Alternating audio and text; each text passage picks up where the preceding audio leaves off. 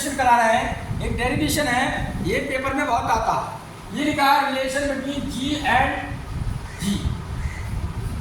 कहने का मतलब है स्मॉल जी में और कैपिटल जी में रिलेशन पर वाले बता रहे हैं। हमेशा ध्यान रखो स्मॉल जी की वैल्यू जगह जगह पर बदलती जाती है। पृथ्वी के नीचे जाओ, पृथ्वी के ऊपर जाओ, इस जी की वैल्यू घटती बढ़ती रहती है, लेकिन इस वाली जी की वैल्यू फिक्स रहती है।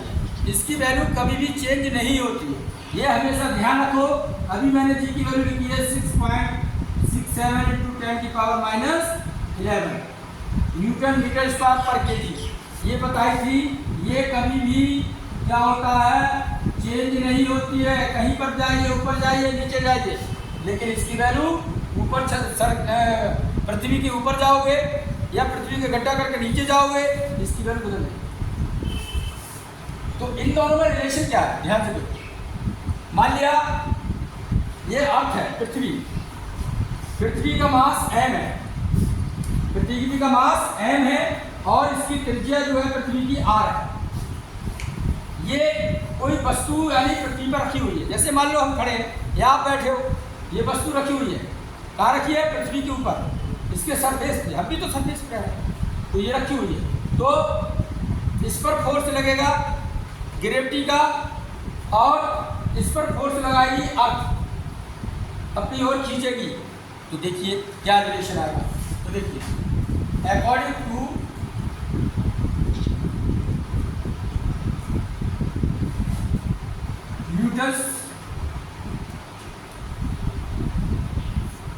Newton's law of gravity. Paper में बहुत से बच्चे कहते हैं हम लिख नहीं पा रहे हैं कि हम कैसे बीच में जो लिखने की चीज़ें होती हैं डेरिवेशन कर रहे हैं, तो हमें बहुत परेशानी होती है। कभी ना लिखें, हमेशा ध्यान रखें पिक्चर होना चाहिए दिमाग में।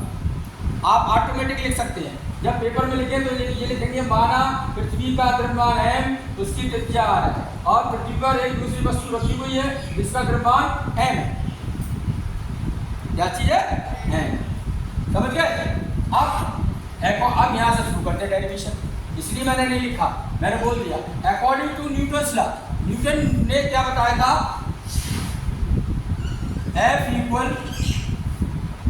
G। फॉर्मूला क्या था न्यूटन का, अभी बताया हमने, F बराबर होता है Gm1 m2/r²।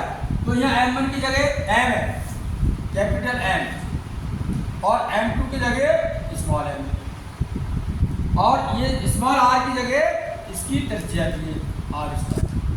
Equation 1।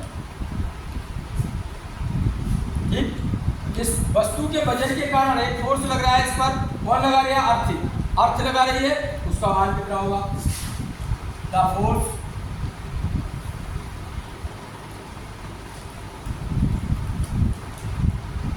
exerted on body by अर्थ लगा रही है इस बॉडी पे, उस फोर्स की वैल्यू होगी न्यूटन्स का सेकंड लॉ, हर जगह न्यूटन्स है, F = mg। Equation 2, balance position में क्या होगा, या लिख दीजिए इक्वेटिक। इक्वेशन 1 ये वाली m2 इक्वेटिक करेंगे, इधर f लेफ्ट हैंड साइड में, राइट हैंड साइड में दोनों साइड बराबर जाएंगे। mg = 1 = 2, ये हो जाएगा g capital M m/r, sorry capital R, m से स्मॉल m कट गया, g इक्वल आ गया बच्चों Gm/r²। This is required relation between g and capital G। इसकी वैल्यू जगह जगह पर बदलती जाएगी। पृथ्वी पूरी तरीके से चपटी है, यानी गोल नहीं है, चपटी है। इक्वेटर पर g की वैल्यू कम होती है, लेकिन पृथ्वी ऐसी है, ये नॉर्थ पोल, ये साउथ पोल है। यहाँ पर यानी यहाँ क्या करा, यहाँ पर उतारा गया है चंद्रयान, साउथ पोल फिक्स।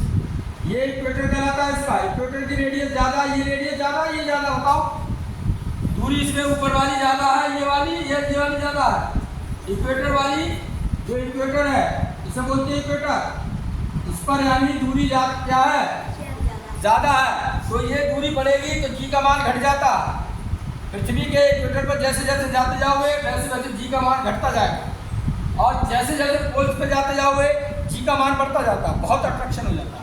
और नॉर्मल जी की वैल्यू होती है जो अर्थ के सी लेवल पे ली गई है 9.8 मीटर पर सेकेंड स्क्वायर।